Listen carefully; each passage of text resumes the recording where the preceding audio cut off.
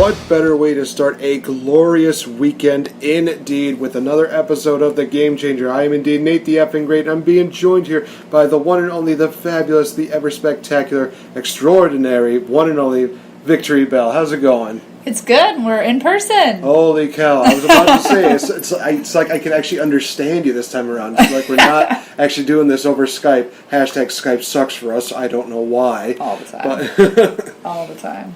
Yeah, actually we're recording this in Chicago as we speak right now for All In Weekend.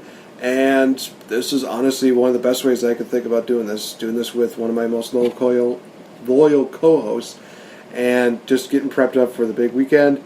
But before we get into that, of course, we got tonight. And what are we talking about tonight? People might be asking, well, obviously it's very hard to make a good movie. And it's very hard to make a second good movie. Hell, it's hard to make a good string of movies. But there have been a few examples of movies that have actually done that. And even surpassed even numbers that they were expecting. So we figured that it would be a good time to talk about some of the best trilogies that have been created in movie history. We also realize the fact that some of them go beyond 3. So, trilogies, sagas, I call them Thrillogies, whatever you want to call it. The thrills don't stop. The fun doesn't stop at 1. So, lots to go over, so let's just dive right into it and talk about it. I think when we talk about trilogies, you can't go wrong with starting with Star Wars, because they are the original movies that started that trilogy deal where you realize, okay, they started off with Star Wars. Really good movie. Empire Strikes Back. Holy cow, this is amazing. Then they have the third installment with Return of the Jedi.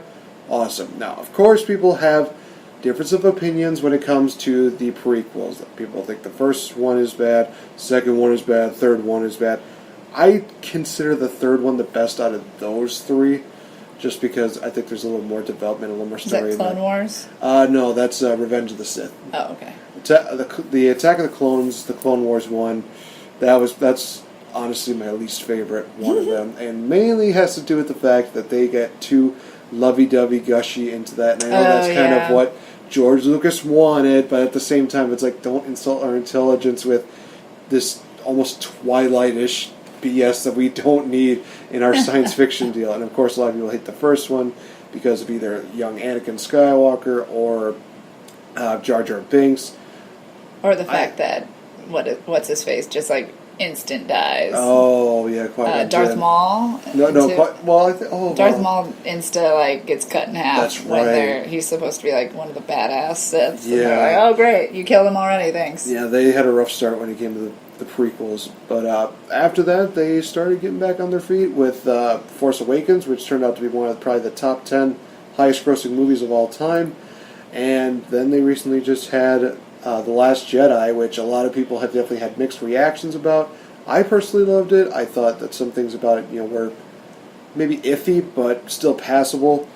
But George Lucas Films, they did a great job of creating these amazing movies. They're already at 8 now, and they're going to be having 9, and plus the other movies. Will they just be 9? Because I feel like that might be good. I'm so done with Star Wars. I don't know. I hated that last movie. I watched it on the airplane. I was cracking up.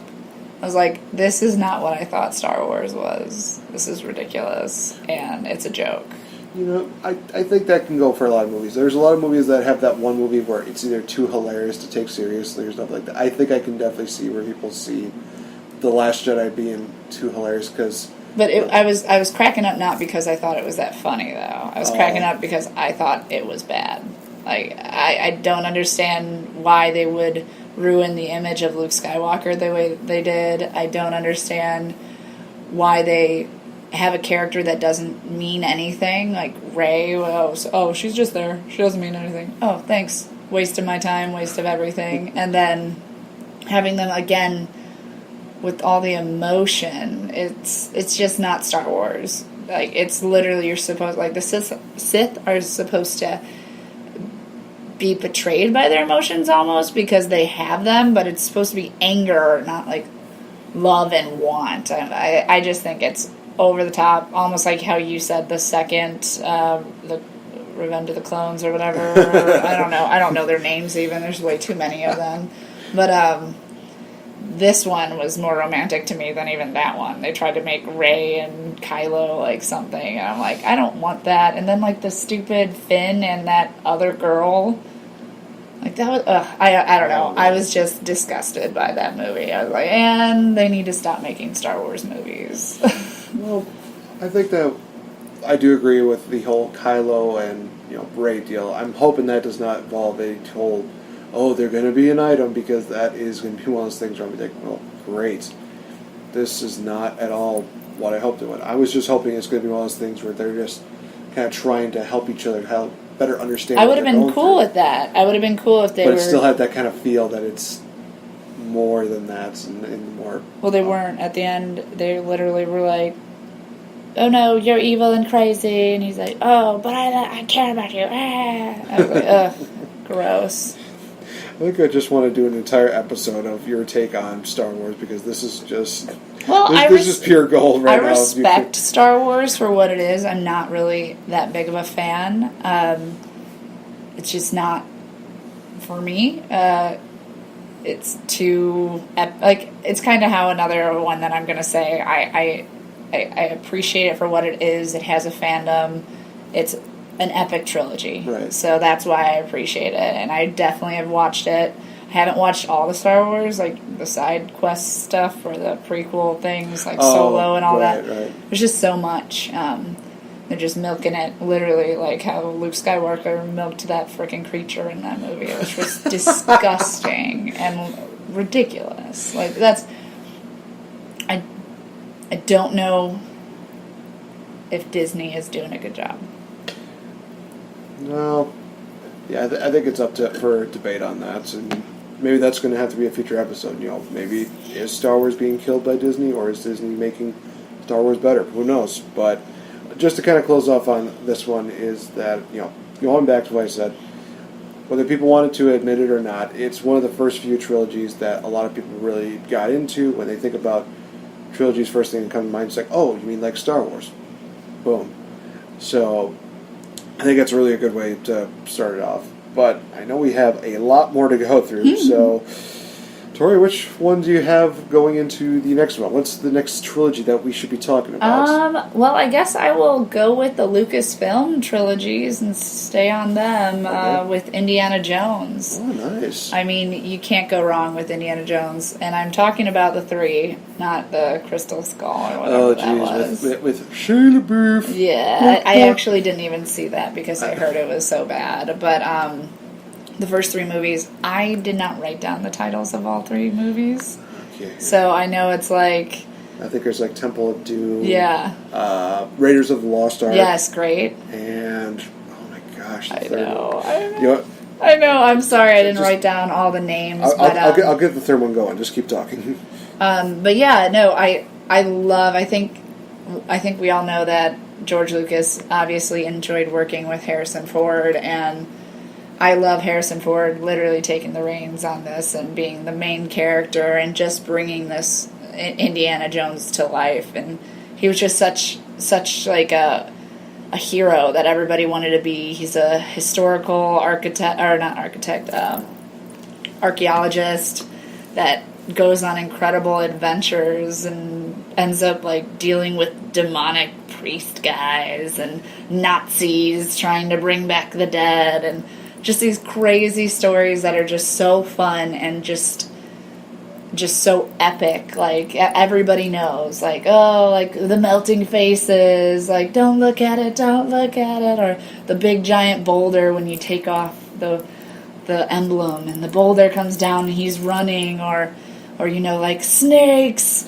I hate snakes. Why there have to be snakes? Yeah, always snakes. Kalima.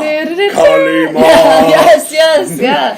Like, it's a timeless, I feel like, trilogy, and I know obviously, like, when you have something like this, like how we've noticed in all these trilogies, they do end up becoming a little bit more than a trilogy, because people loved them so much that they want to bring them back and want to keep them alive. I don't think the Crystal Skull, I never saw it. I don't know if I agreed with having Harrison Ford come back as an older guy, older Indiana Jones.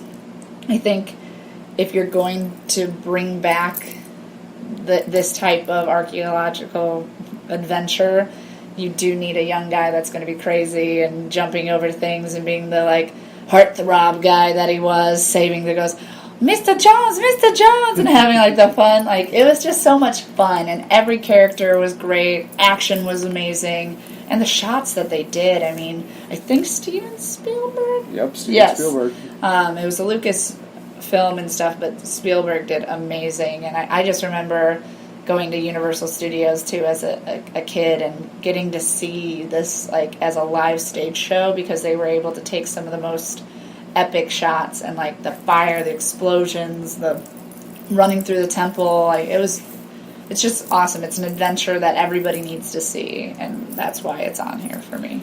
Yeah. Well, first of all, the third one we were talking about was The Last Crusade. Thank you. Was the last one that... With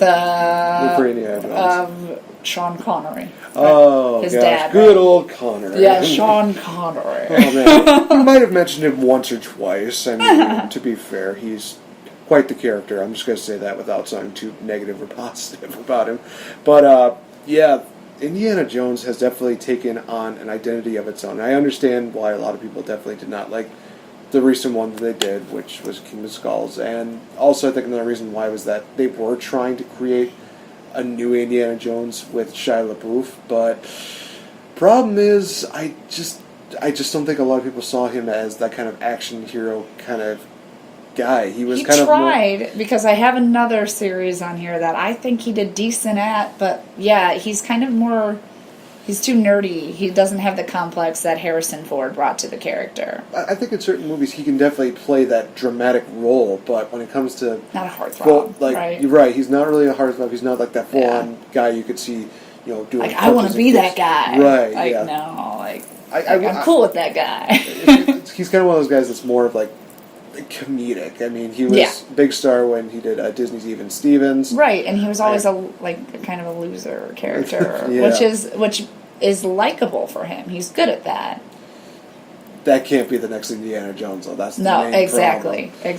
Like there are a lot of casting. Yeah, but I think I can understand why they were trying to do that, but it's just like they said, poor casting, probably poor scripting, probably just to hurt that. But the original Indiana Jones, obviously, definitely are absolutely amazing, and honestly, I still feel so much regret and remorse at the fact that I have not seen all three of them in their entirety. I'm going to make that a mission before the year's over to do that, because I've seen bits and pieces of them, and they look absolutely amazing. I know the little Asian kid who does the okie dokie, Dr. Jonesy.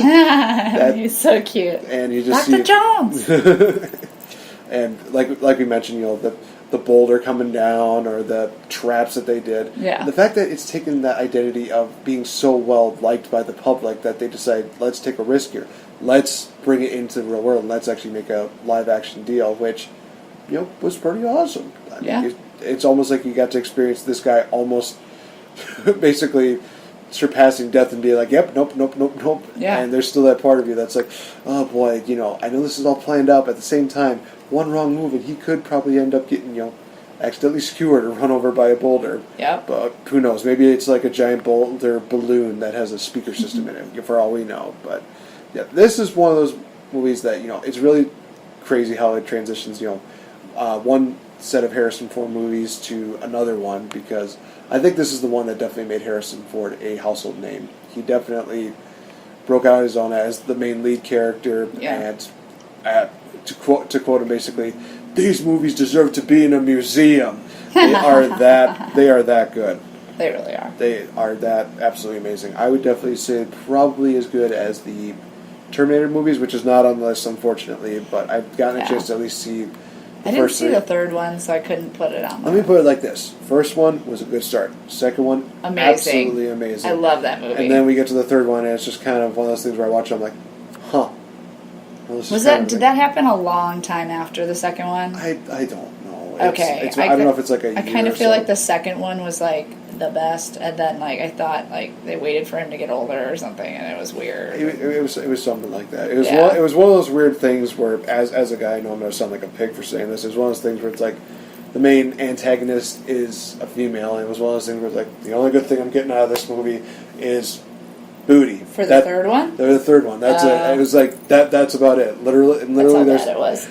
there was literally a point where she tried to look like presentable to an officer, so she somehow made her chest look bigger.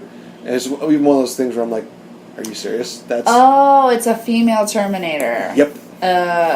So many things that you can imagine going wrong with this movie, and then the story gets off the rails, and just wow. Absolutely. Back to the good trilogies that you like, because obviously Terminator is epic, but it's also just the third one. It's also hit and miss. No, we try to have at least 3 good movies, even if they go on to the fourth sucks or the prequels aren't great. We're okay, but 3 good movies. So this one, I definitely know you'll appreciate that, because I know that I do take it a little bit of a dig on. A little bit of a jab every now and then on DC, but I will admit that one of their best trilogies that they made was indeed the Dark Knight series. Dark Knight Rises, The Dark Knight, and Batman Begins. All 3 of those movies are absolutely good. Even though the third one we definitely have jabbed about, how Bane sounds really bizarre when he has that voice, and Tom Hardy, dude. Thankfully, you're getting a reboot basically with your character and everything with Venom. And I know some people are still hesitant about that, but we've already talked about that. But, I mean, all 3 villains and basically the story arc of Christian Bale being Bruce Wayne, being Batman, it worked for him because every single story had something great about it. Batman Begins, of course, talks about how he became Batman, how everything just kind of was his favorite. And I think that this was probably one of the better ways that they could start a new Batman trilogy. Other than, I would definitely argue, the Michael Keaton version. Yeah. Because obviously this is basically a reboot of that. Yeah. And which sucks, because, I mean, who doesn't know the story of Batman? So for me, I was a little bored in this one, but you have to take it for what it is. Exactly. I've seen this story how many times, but and I get it. Which way are we going? Yeah. And thankfully they did change up the first villain a bit, because obviously they didn't go into Joker until The Dark Knight. Yeah, they did Scarecrow, and then, oh my gosh, why am I not remembering what Liam Neeson's... oh my goodness, that is so... Because he is like the head of the dark ninjas that make him who he is. Yeah. But Liam Neeson in anything, he's a reoccurring character or actor in our films, because Liam Neeson was in the Star Wars trilogies, and now he's in the Batman trilogies. Let's see if I can at least get his name. But, yeah, like I said, the first one definitely does do a good job. Henry Ducard. That's right. No. Ra's al Ghul? Ra's al Ghul, yes. Ra's al Ghul is basically the villain who makes all the other villains. So I liked how they started with Ra's al Ghul and showing that he also made Batman, which is kind of interesting. They took a darker approach to it, so that was really cool. And then they definitely went to a way darker approach when they did Dark Knight, because you had Heath Ledger playing the Joker. God bless the man's soul. Absolutely knocked it out of the park. In my opinion, still the best Joker. Jack Nicholson comes close, but when it comes down to it, Heath Ledger just knew exactly what he was doing. Yeah. He knew how to make Joker more psychotic, more just absolutely brilliant. It's just one of those characters that stands out among the rest as one of the best. And just, I love how he's one of those characters who basically admits the hero. He says, no, I wouldn't want to destroy you, because then what would happen to me? I would just go into complete insanity. It's like, more insanity than what you are right now? Yeah, pretty much. Basically, I need a yin to battle my yang. I need somebody to be there to basically, even things out in the world. And he has that just psychotic monologue where he's just talking about that. It's like, you kind of want to hate him, but at the same time, it's like, he's making a lot of sense. It's like with Thanos' plan where he's basically stating, I want to reset the world. Yes, it's going to be at the cost of people, but hey, at least we get to start the world all over again, and the universe, will be at least grateful for that down the line.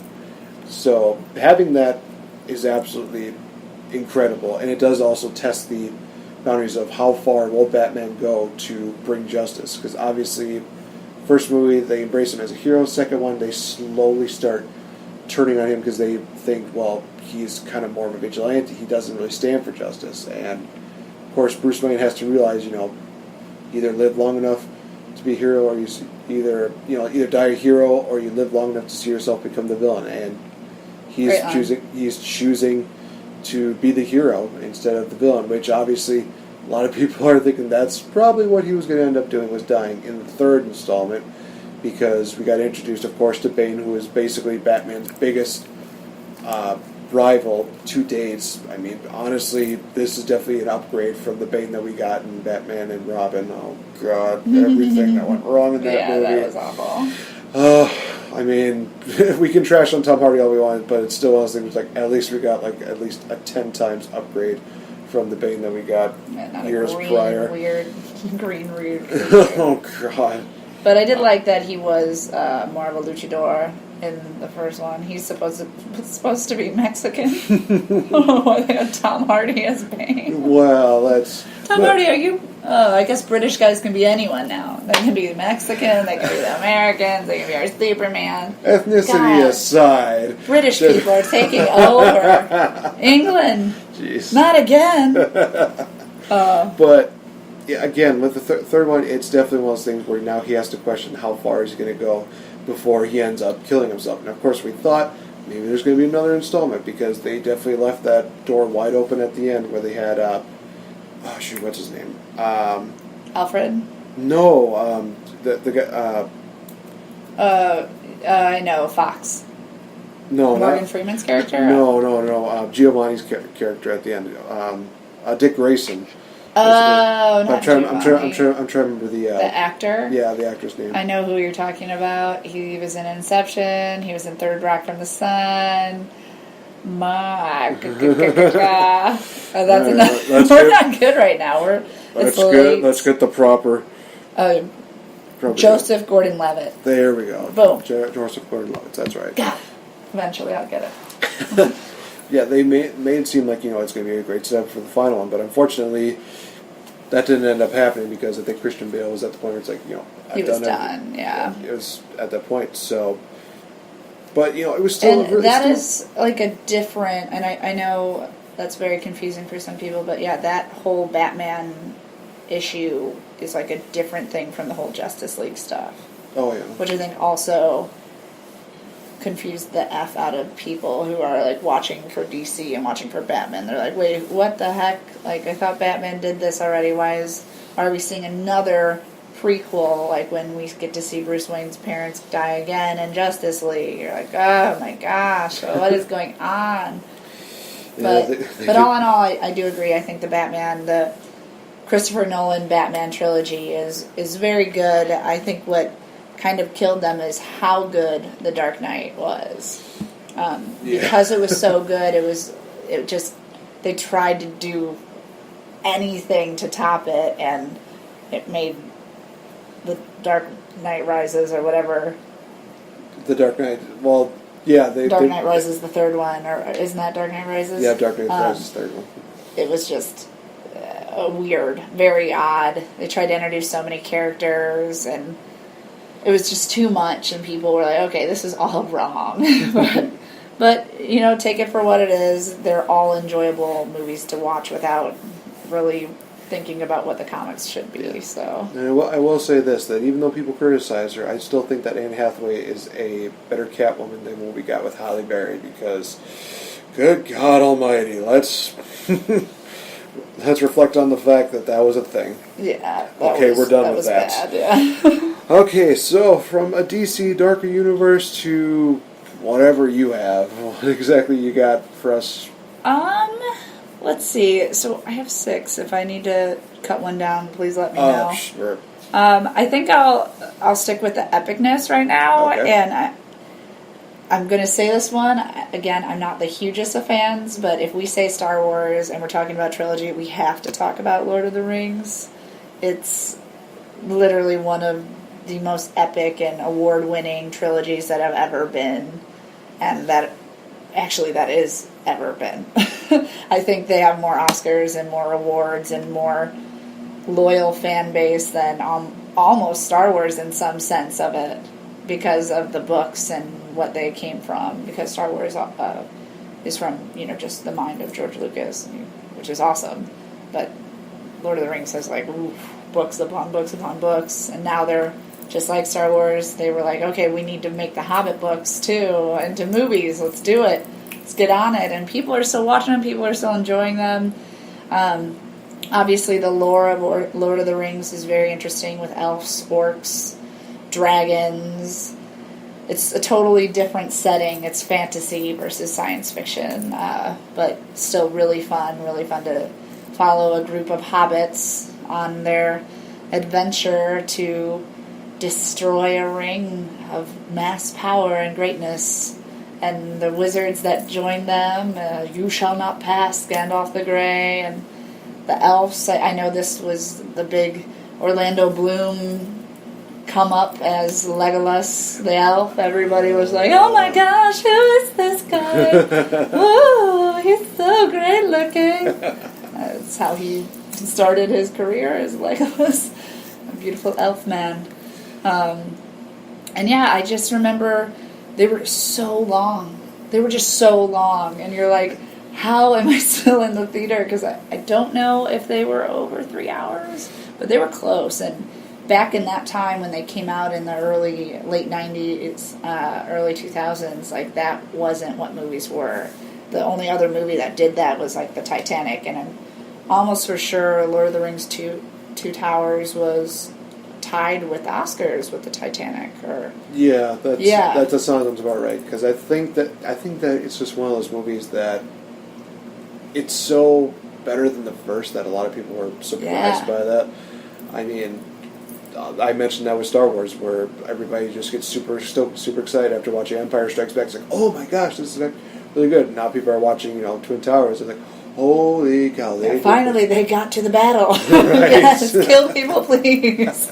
I remember watching one of the Hobbit movies, but it was Desolation of Smoke. I remember that, and I'm in the same boat where it was one of those movies where it just got so long to the point where I'm just like, okay, this is I'm ready to go home now. Yeah. I can usually sit on my butt for a few hours, but this is one of those times where it's like I'm trying to keep my interest in that. Yeah. I will admit that Lord of the Rings does not exactly appeal to me. It's not one of those things. It's not my all-time favorite. No. Yeah, but it has its qualities. Yeah, and it's definitely worth mentioning, like we said before, because of the fact that so many people are behind it. It's almost in the same. It's almost in its own league as much as Harry Potter is. Because, because they both are. No, Harry Potter's not on this list. Well, I feel like Harry Potter is way too big. I think we can kind of tie the two of them in because they do both deal with fantasy, with and dragons, exactly, and stuff like that. But they're also doing like a continuation of the story, and that's always the toughest thing to do with these things because you want to keep the same characters, you want to keep everything progressing, but you still want some kind of a twist to it because the story has to continue, but it has to be a little bit unpredictable. And I think that was probably the hardest part with Harry Potter was that. It's like, hey, you got Ron, you got Hermione, you got Harry. What are they going to do this time? Oh, they're battling against, the Cerberus, or they're battling with a giant snake. They're battling with it. It's gone. Same thing can go for Lord of the Rings. They have to find a way to bring that. Yeah, I think all the prequel, they're doing Harry Potter's prequels are the Fantastic Beasts, where you're meeting the younger versions. Oh, trust me, we're going to be talking about that trilogy probably within the next few years. So. Which is great. But I think one thing I wanted to say, too, about Lord of the Rings, which I respect them for this, is, yes, we're going to bitch and complain about how long these movies were, but I believe this is one of the only trilogies that decided not to do a part 1, part 2, which that started to happen with Harry Potter and with everything, because they're like, okay, people don't like to sit in the theater this long, but then what do we get? We get part 1 and part 2. People bitch and complain about that. And I most of the other trilogies do have a part 1 and part 2 for me. And, oh man, is it annoying to think. Because it's like, oh, it's a trilogy, but it's kind of 4 because they cut the last thing in half to save time or to make me spend more money. I don't know. But I think that was, to me, very intriguing about Lord of the Rings is that they never did, even though the books are like 1,000 pages, They were like, we're going to give you what you wanted. Right. And you're going to sit on your butt for 3 hours and you're going to be like, oh my gosh, I feel like I'm on a quest. And, oh, we did it. You are on a quest. You're with them. But I just wanted to throw that little tidbit in because I think that was something that is very notable, is that Lord of the Rings didn't do part 1, part 2, unlike everyone else who were like, I think it's because they wanted to make more money. That would be the only reason. Right. Because I don't think they really care about us sitting in the theater that long. Yeah, I think that, and it's always still amazing how, regardless of how we feel personally or professionally about it, that there are always going to be a lot of people that are still going to watch these movies. I mean, even though they did this prequel of The Hobbit, they do basically a major reboot, people are still watching it, like you said. Oh, yeah. They're still tuning in. They still want to know. It's like, okay, well, we saw how this person... We see how Elijah Wood played Bilbo when they did the... he didn't play Bilbo. Yeah. Yeah, the original ones. And then we got... no, he played Frodo. Bilbo Frodo. Baggins was an older man in the Lord of the Rings. Well, that's embarrassing. It's okay. It's all right. It's confusing, but yeah, and the names are all very similar. They're all hobbitses. But just having that kind of comparison for like, okay, this is how this actor played this role. Let's see how this new actor plays this role. And some people they like it, some people they don't. But most of these prequels too are actually written already. Like The Hobbit was a thing before the Lord of the Rings, like the books, and Harry Potter, Fantastic Beasts is a book too. So like these aren't like coming out of nowhere of being like, let's make more stuff. It's like authors did it. Let's make it. And the only person who is kind of pulling stuff out of their ass right now is Star Wars, because they're not really a book series. So they're like, they have more creative freedoms, but at the same time there is a bunch of lore and a bunch of stories and comics about Star Wars that they just decided to shit on. So that's why I think a lot of the people in the Star Wars universe that I know of are dissatisfied with what Disney is doing. Fair enough. So you mentioned one actor in there, Orlando Bloom, and I think that's actually a perfect transition into one of the other ones I have on my list.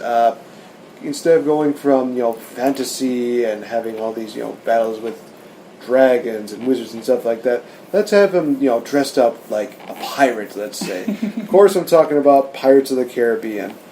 I honestly really love the first 3 movies where you had Pirates of the Caribbean, Dead Man's Chest, and of course At World's End. The Black Pearl was the first one, right? And then, the Curse of the Black Pearl. That's right. No, you had it. You had it though. Yeah, but Dead Man's Chest, and then it was At World's End. Oh yeah, okay. Because then we got Stranger Tides and Dead Men Tell No Tales, which those are hit and misses, to be honest. I've never seen them. Well, probably for a good reason. Well, I was on Stranger Tides. I think the best thing that they brought out of that was that we actually got one of our first looks at what mermaids could look like, and honestly, it's one of those things where I just watch them like, yeah, they can do this. Why the hell have they not made a live-action Little Mermaid yet? God damn it. Why has this not happened? If you can make this look incredible, why is this still not a thing? But getting to the original trilogy, of course, it talks the story about Jack Sparrow, and he's basically, all he wants is his ship. That's mainly the main thing that we got out of this entire thing. And he just happens to run into a couple bumps in the sea every now and then. And, he battles with, Barbossa. He battles with Davy Jones, which is the final 2. And then they also incorporate a little bit of a story with Orlando Bloom's character, Will Turner, who turns out he is son of Bootleg Turner, who is a legendary pirate. And it's actually pretty well meshed in, because they get a little bit of an introduction to Will's character in the first movie. Then we get a little more development, and then also a more idea of what the relationship between him and his dad was kind of like, where they kind of build that up. Then we get to the third one, and that's basically just a battle to basically end the curse of Davy Jones.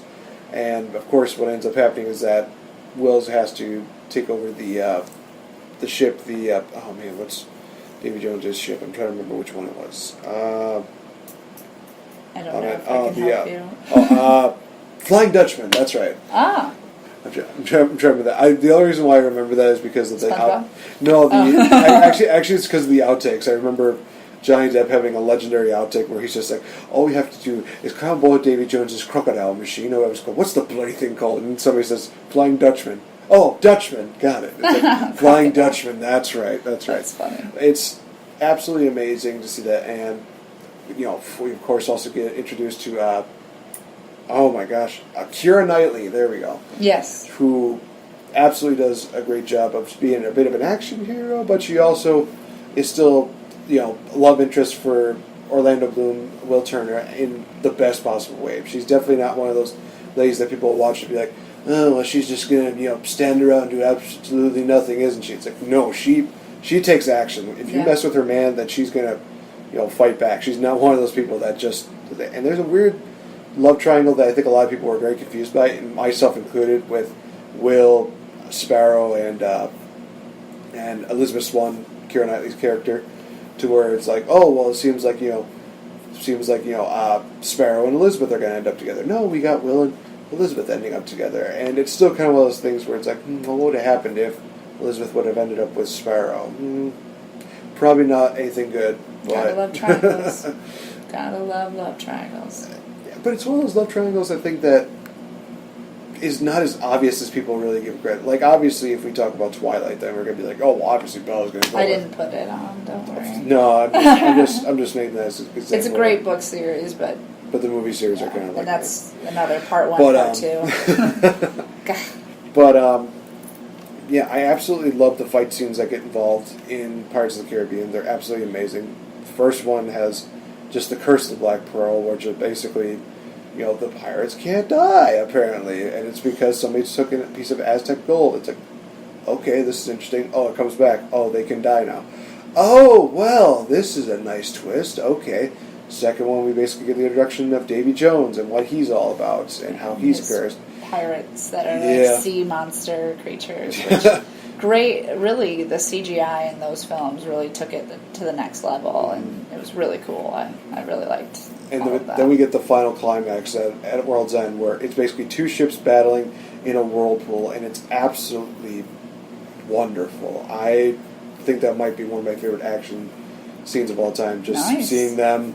Pirates at the best. That's what you want out of pirates. They're fighting on ships. They're flying on ropes and all this crazy stuff. Having those weird deals where, like, Davy Jones and his crew are able to blend into the Flying Dutchman. They're able to blend into the ship. Yeah.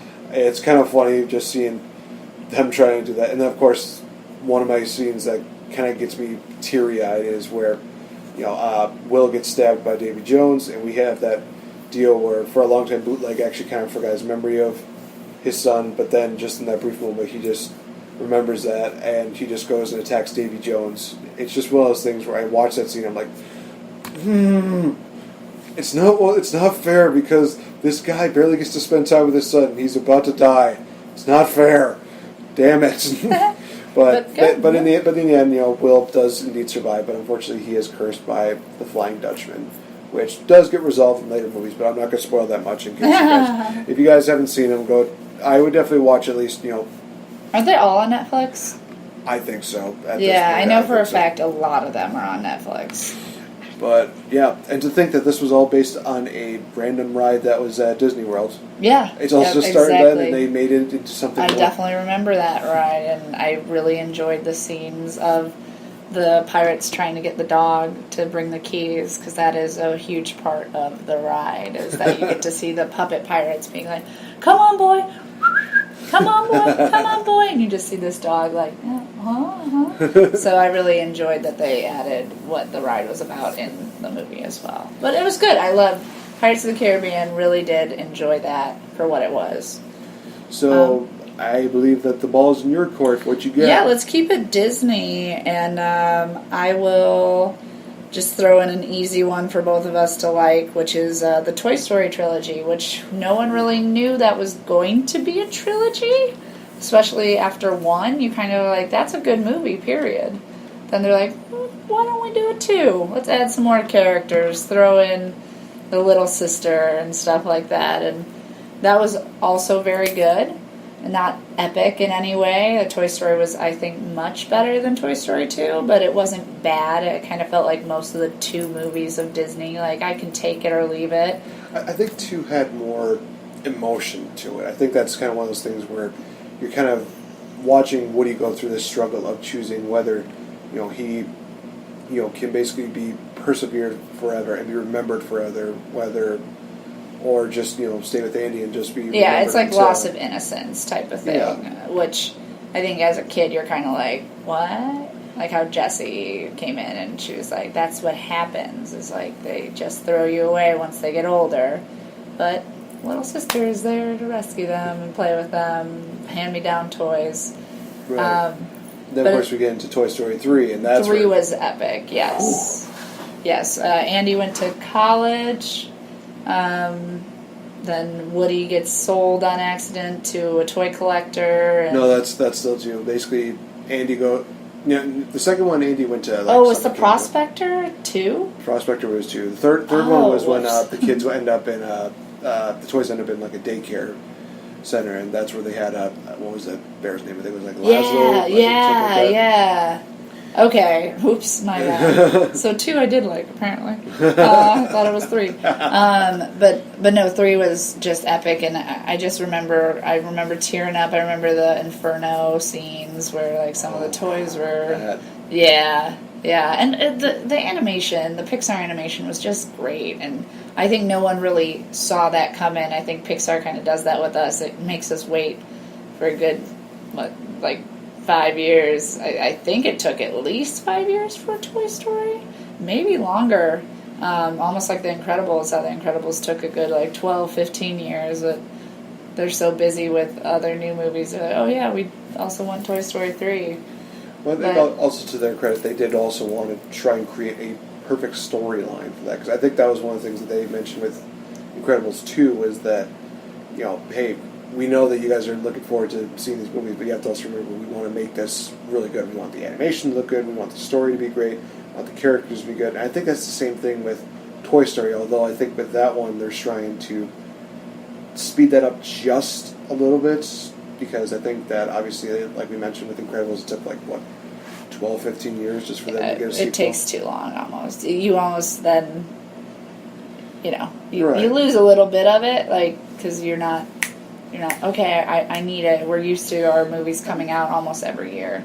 But it is what it is. Toy Story is great. We don't even have to really talk much about it because we both are like, yeah, that's an epic trilogy. I think they kind of do I think Disney somehow does a perfect counterbalance where it's you want this movie right away, but then there's some movies where it's just I kind of want this to be a sequel. I kind of want this to happen. And they realize, okay, we got this going on. Let's give them, something right away. That's why they're doing so crazy with these Star Wars movies, where it's one every year, one every year, one every year, and it's kind of a filler to build up to what they're really hoping is going to do well for them. And that's going to be, Incredibles 2. Obviously, they're doing Toy Story 4. They are. To my last knowledge and to the rumors that I've been seeing, they are planning a Toy Story 4, which get more ideas. Boo. But yeah, like I said, I think that Toy Story is definitely, the name basically says it all. It's a bunch of toys, but they connect you on a human level. It's amazing. It's supposed to be loss of innocence and remembering your childhood, and they do it. It's perfect. We loved it. Absolutely. All right, let's just keep it within Disney again. Why not? Well, okay, partially Disney, but then the other part was just when Marvel was just by itself, and I'm talking, of course, about the Avengers. Now, of course, people are going to be saying, are you talking about the Avengers as a whole? No. I'm talking about the Avengers movies. They have First Avengers, Rise of Ultron, and then, of course, a recent one, Infinity War. Some people might have issue with Rise of Ultron. I think it's one of those movies that does hit and miss. I think Ultron is a bit of an interesting villain, but it is still one of those things where you still start seeing the slow conflict between a lot of the characters where you realize they're probably going to end up taking different sides, and we of course get introduced in that movie to Vision, but honestly, when people heard that the Avengers were coming to the big screen, everybody's excited. Oh, we're going to see Captain America, we're going to see Thor, we're going to see Black Widow, we're going to see Hulk, etc., all teaming up. one of the best movies, and again, probably one of the highest grossing movies of all time, and that's where we slowly started seeing the build-up, and then we get to Avengers 2, and same thing, except they had a little more development with some of the characters, and then of course at the end we get another deal where it's building up to Infinity War. We see Thanos with the gauntlet where he's just saying, I guess I'm going to have to do it myself. Mm-hmm. And then of course we finally get the big payoff, which is indeed Infinity War, and God, still one of the highest grossing movies of all time. It already made $2 billion this year. Wow. Yeah, it's not quite on the level of Avatar, but it's definitely one of those. Get there. It's definitely one of those movies that a lot of people will look at and be like, "Wow, this is really good," and I can see why people invest in it. Some people might say that some of the stories were kind of weird. I thought some of the love interests were kind of, like which ones? Vision and Scarlet Witch. That's like a all-time one of the best love stories in comics. It's great. Well, you have to remember that's in the comics, but then when you look at the one when it's played out on screen, if they did not do that, I would have been like, screw you. Like, how dare you not remember like why they want to live, why Vision wants to live, and why Vision wants to like sacrifice himself is because he loves Wanda. If Wanda wasn't there, he wouldn't want to kill himself for it. Fair enough. It was just one of those things where I thought that they didn't give Wanda and Vision time to really develop the relationship. It would have been nice to have a movie about them, but they didn't do it. They might eventually. Yeah, maybe. But like I said, all three of these movies just tied in together. Of course, they had little seeds every now and then. Of course, you had the Iron Man movies, you had the Thor movies, you had the Captain America movies. Which are all like trilogies too. So it's like trilogies within a trilogy. Exactly. You hit them all. And it's kind of one of those things where it's still going to continue on, and people are still going to invest in it because now you're thinking, okay, well, if one of the original Avengers is gone, who's going to kind of quote unquote fill that spot? Or one of the new Avengers is gone, who's going to fill in that spot? Who's going to continue on? It's one of those things where I don't think people are going to really be complaining that, oh, these movies are just, when is it all going to end? When is it all going to end? There's like, what's next is always the question when it comes to the Avengers. Yeah, totally agreed. And there's just so much that you can do. There's so much comics. There's so many superheroes. It's just an endless like tub of creativity that you could just throw on the big screen. And as long as they do it right, do it by the comics, they will have the fandoms behind it already. And if they're able to kind of spice it up with some, like showing those love stories maybe better, so that you understand why they're happening, and giving those things that the general public will like, they're gonna be great. And that's kind of why like they choose actors like not Liam, Chris Hemsworth, like somebody to look at that is like, females are like, we want to go see this movie even though we don't know who this guy is. And then it's like, oh, now we're learning what Thor is and stuff like that. It's really great. And obviously we could talk about Avengers for a whole episode, and we've done that multiple times, but it obviously needs to be on there, and it is an umbrella over a bunch of other trilogies. Exactly. And also I want to say this to Jimmy Kimmel. Dude, I know you give Matt Damon a little bit of a hard time, but he was awesome in Thor Ragnarok. Just saying. He was hilarious. He was absolutely awesome. So... all right, so from the Avengers, I think I'm already marveled out, so so I don't know if you have I would think. I definitely don't have any Marvel. Point, but what have you got actually, next? I do have a Marvel. Is it a Marvel or is it DC? I don't know. What's the name? Oh my gosh, I'm kind of blanking on if it's Marvel or DC. That makes me a little upset. I'm not going to say that one yet. I think my next trilogy that I want to definitely get out there, if we're going to run out of time, I don't want to not have this, because I just rewatched all of them. I was craving the Hunger Games. I don't crave movies like that, and I was like, I want to watch the Hunger Games again. And the Hunger Games is just awesome, and what kind of sucks is like, almost with all these trilogies, I sense that the last one is a little weak. Right now, not like... like, almost because the second one is so freaking good that their last, like, maybe it's just we don't want them to end, because a lot of these, like, this is a legit trilogy. This is 3 books called a trilogy. They did part 1 and part 2 because it was too long. So it's 4 movies, 3 books. Amazing. Katniss Everdeen really brought a new woman hero out there and really kind of introduced us all to Jennifer Lawrence and who she was going to be as an actress and an action hero. And, you know, just the idea of the Hunger Games of it's supposed to be, you know, like the United States called Panem. And there was a revolution, and 13 districts revolted against the government, and now every year they're punished by having to send a boy and a girl child to go kill themselves in an arena. And, like, it just shows people at their worst and how, like, you know, some craziness like this could happen. And I loved 1 is the best. I love 1. 2 is even more fun because they have all the victors in the Hunger Games again. And then part 1 and part 2 of book 3 is just, they don't have, like, the Hunger Games anymore because it's a war and revolution. So personally, it ends kind of weak for me, but it does end, and you need it to end. So I get that. I guess they can't be thrown in the Hunger Games for a 3rd time, but I think I really enjoyed the idea behind what the Hunger Games were, and just all the actors. Liam Hemsworth is in there. That's why I said Liam first. Right. Jennifer Lawrence, Josh Hutcherson,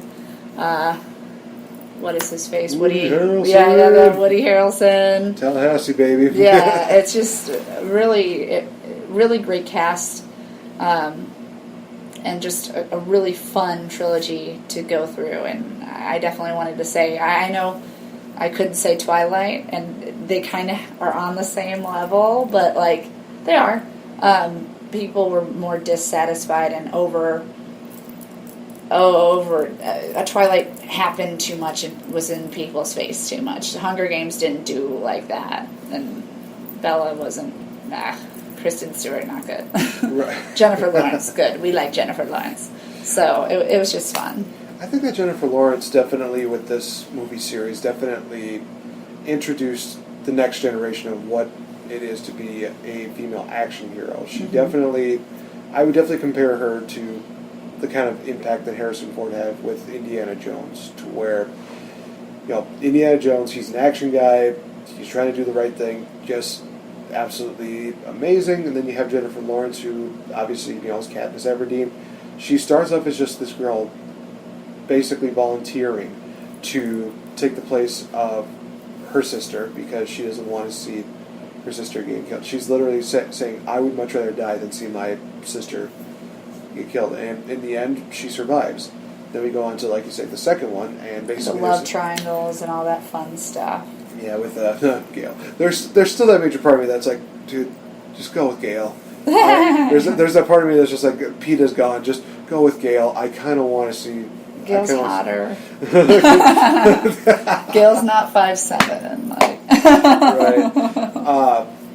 But it just slowly starts to build up into a revolution to where, obviously, a lot of people, when they think of revolutions, they think like, oh, guys are always the ones that are starting the rise. They're always the ones starting the revolution. No, we now have a female-based hero who is the one that's starting that. And, of course, they introduced Julianne Moore's character to where she basically says, no, you are the one that needs to be the one that, you know, represents every single one of these districts. You have to be the one that does it because you've experienced it. You've done everything to it. And just having that kind of backing to where she's bringing up a lot of facts and it's like, okay, I can get behind this and I can understand why she's the one that they're kind of making the poster child of this entire thing. And it makes a lot of sense. Also, this movie features Elizabeth Banks, who's absolutely amazing. Oh, she's great as Effie. So good. But, yeah, I really do enjoy The Hunger Games. I think that they did an absolutely amazing job. I rewatched it, and I haven't watched it probably in a good, at least 5 years, I feel, because it came out in like 2013, 2014, 2015. Yeah, although like one after another, kind of. That's how I like trilogies. I like them to film it all in one go and then Right. like cut it up into the movies that they need to be in and be like, okay, this is number 1. Next November you're getting the other Hunger Games because that's the Hunger Games comes out in November. Like Marvel. Oh, Marvel comes out in May. You know the Avengers comes out in May, but usually we get like, little... That's why you had an umbrella of trilogies. We had little spaces for Thor to be there, for Captain America, to give us enough time to get to the next Avengers movie.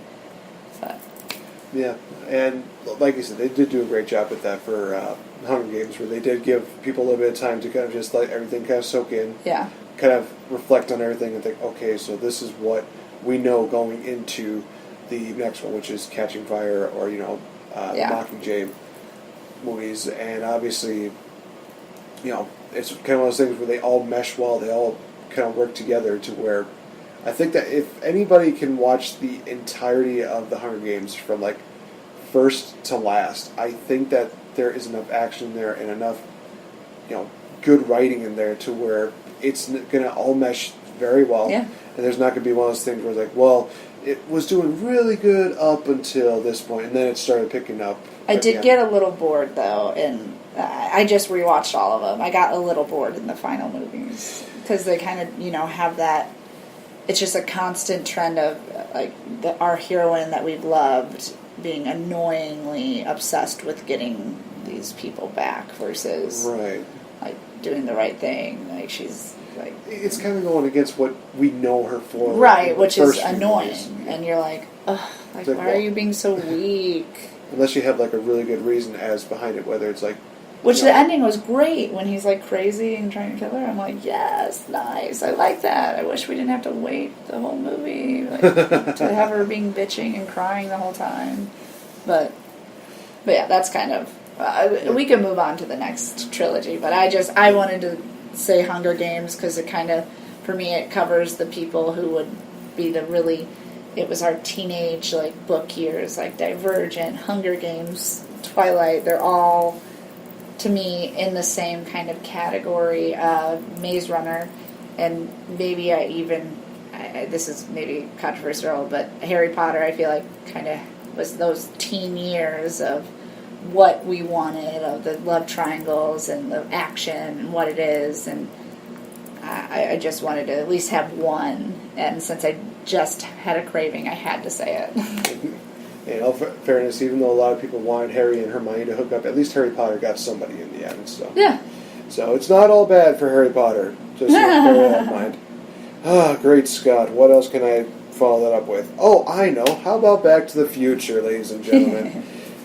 A lot of people remember this as one of the, probably the second best science fiction trilogies next to Star Wars, because of the fact that they basically have this kid who hangs out with a doc who creates a time machine out of a DeLorean. A DeLorean, why not do it in style? And that was one of the things I loved, is that they use that as kind of a joke. It's like, not exactly the most stylish car, so let's just make it a joke throughout the movie. But now the DeLorean is one of those vehicles that people just remember and think, oh, geez, I wonder if it'll go like 88 miles per hour. I wonder if it'll, take me back in time and blah, blah, blah, blah, blah. But Back to the Future is one of those trilogies that does work very well. Sometimes it gets a little complicated, especially during the second one, where they're basically trying to avoid their past selves and trying to not, alter the future. It does get a little bit tricky, but for the most part, they still do a great job of keeping everything at a steady pace, keeping every character relevant, and it's just a great trilogy to watch. You have the first one where you're basically just going into a 30-year past and just having people, rediscover random things, like Doc looking at a video camera and thinking like, a portable television studio. And of course, this is during the time of Ronald Reagan, so he makes the comment of, I can understand why your guy's president, he's got to be on TV all the time. It's like, yeah, that probably sounds like Ronald Reagan. But, of course, we go into the second one, which, of course, gives us a preview of, hey, this is what's going to happen in the future. And I love how I may have given Jimmy Kimmel a hard time, but I'm going to say this again. He did a great job of bringing back Doc and Marty to his show to where it was the exact date of when they went back in the second Back to the Future deal. And, they're asking all these questions, do we have hover cars? No, unfortunately we don't. Do we have hoverboards? We call them hoverboards, but they're not really hoverboards. I mean, they got smartphones, and of course they asked the question, are the Cubs in the playoffs? Yeah, they are. As well as weird things where it's like, holy cow, we actually got something right for once, and that was accurate in the movie. And, all the crazy stuff that they mentioned there, and then of course they have to go back to the past to fix everything. Then they have to go deeper back in the past because Doc eventually ends up in the Wild West, which honestly might be my favorite one out of those three because of the fact that it is in the Old West. You're just seeing everybody just completely oblivious to a lot of the stuff that a lot of people in modern days could figure out, and it's the humor is there. Oh gosh, yeah. And also, I will say this: that they did incorporate a scene in A Million Ways to Die in the West, which is one of my favorite comedies. They put a Back to the Future reference in there where Doc Brown's just working on the time machine, and here's Seth MacFarlane's character just going up, like, "Hey, what are you doing?" And Doc's just like, I'm just working on a weather machine." He's like, "Oh, okay." He just closes the door, and Doc just goes, "Great Scott!" And they have that little da-da-da-dun, little Back to the Future tune in there. Yeah. It's funny. It's one of those things where it's like, this is worth the price of admission just to see that little cameo of Doc Brown in a random barn, random comedy movie, just playing that off. Seth MacFarlane would do something like that. That's his signatures. And then the ending has a really good message behind it because throughout the movie we're learning about, you do 100 Ways to Die in the West or something like that, or... Well, no, but in Back to the Future they have a really good sorry, message. I thought you were talking No. about... In the final Back to the Future, you have all these things that went through, about altering the past, about what happens in the future. But Doc Brown has probably one of the most memorable lines where he's basically saying, the future hasn't been written yet. The future can be whatever you like, so make the best of it. And it's one of those lines where it's like, it's really good, and it's one of the best ways to end a great trilogy. I know somebody's going to try and either do a reboot of it or a spin-off of it. Probably. I would be Didn't they try to do a TV show already? They actually did an animated series on it, which didn't last very long, not surprisingly enough. But, Back to the Future is still one of my all-time favorite trilogies. It's absolutely fun to watch. I mean, definitely you get to see a lot of great characters, and a lot of people you might even recognize from current movies and be like, oh gosh, she was, Back Marty's in the mom. day, he was that. Yeah, like Leah Thompson, I see her every now and then. It's like, oh my gosh, she's in this movie too? Holy crap, that's awesome. Except the fact that she was in Jaws 3, and that was just trash. Speaking of trilogies. No. That's one of those movies that's one of those trilogies where and Ixnay on the shark game. Yeah, I thought they already killed the shark. How many times did they have to kill the shark? Well, apparently there's more of these sharks. Right? Golly. Megalodon and Meg. Here we go. Hey, Megalodon was actually pretty decent. Well, but Meg, you saw the Meg, right? Yeah, Megalodon is another movie. Did you see Megalodon? Yeah, they did that. Okay. They did that. Yeah. Well, my brain has just been imploded by the information my co-host has given me. It's oh stupid. my gosh. I saw that and I was like, oh gosh. I didn't watch it, but I was like, and they made double movies again. But, and this is Hollywood for a nutshell. Let's make money. So going from futuristic sort of. So I have two left. If we don't have time, it's all right. I'm going to throw in my Marvel one because I think it kind of will tie in with a good one of yours as well. So it was Marvel. It's the Blade trilogy, which I don't think you've seen, and it's pretty cool. We were talking about vampires in general a little bit, and Marvel characters, and Blade is one of the first Marvel characters to really have his own trilogy and be out there, and one of the first, if you think of him as a superhero, one of the first black superheroes that have ever been really put out there on the big screen. And Wesley Snipes, we know he's not the best guy in the world, but he's a good actor, and he played this guy awesome. Blade is a human turned vampire, and he's the vampire hunter killing other vampires, and all the other vampires want to kill all the humans, and yada yada, that type of thing. And he has good characters within him, and you kind of see if he's a good guy or a bad guy. He kind of flirts with being kind of like a Batman type, like darker, and, you know, like, oh, like the Republic doesn't have to like me. I don't care. I'm still going to do the right thing, even though everyone hates me. And he's always in, like, the black trench with the black sunglasses. I was going to say, does he do it in that voice, too? Kind of, yeah. I might be hooked in on this movie. That voice. It's really good, and you get some really fun, weird villains of, you know, like a really, like, crazy technological vampire that's like, and stuff. It's cool. They really did the makeup as well as they could back in that time, and Blade Trinity, the most recent one that came out, had some of our favorites. Ryan Reynolds, he's one of the... Hannibal, that's right. Yep, he's one of the great sidekicks. And then also Jessica Biel was the other kind of human helper of Wesley Snipes, a.k.a. Blade. And it's just... it's a fun story and a fun trilogy to follow, and it is what it is. It's a trilogy, and it's done. And I like that for it. And if you enjoy kind of the vampire movies of that time, which we have, what is it, Dark World or Underworld? Underworld was another good one that, you know, went over the trilogies. And what other one was a really good vampire, or maybe kind of like a vampire series? I feel like there was a lot of, like, dark... like vampire-y, like, you know, there was a trend. We were even going to host a whole episode on, like, vampire movies, because there's so many. But this kind of covers, I feel like, my favorite vampire movies are more of, like, the heroic, cool fighting ones, where you see a lot of blood, and they're obviously Blade is rated R throughout the whole time, so not really for kids, and it was before Marvel was purchased by Disney, so it's a definitely different side of Marvel. If you want to see it, I think it would be worth it. I will say this, that I do remember with Blade Trinity that it was heavily promoted throughout wrestling, especially because one person that was involved in that was Mr. Triple H himself. He was involved in that movie, so, and they were just promoting that all throughout wrestling program. They were just saying, like, oh, he's a star of Blade Trinity, he's a star of Blade Trinity. Like, shut up. Was he the bad guy or something? Yeah, I think he was one of the bad guys, if I remember correctly. Cool. I don't know wrestling like you do, but that's cool. Triple H is just the guy who just walks around with a big nose. He has a voice like this. He's giant, right? No, he's not. He's definitely not giant. He's like a regular-sized man, but he's also one of those guys that I shouldn't be making fun of because he will kick my ass.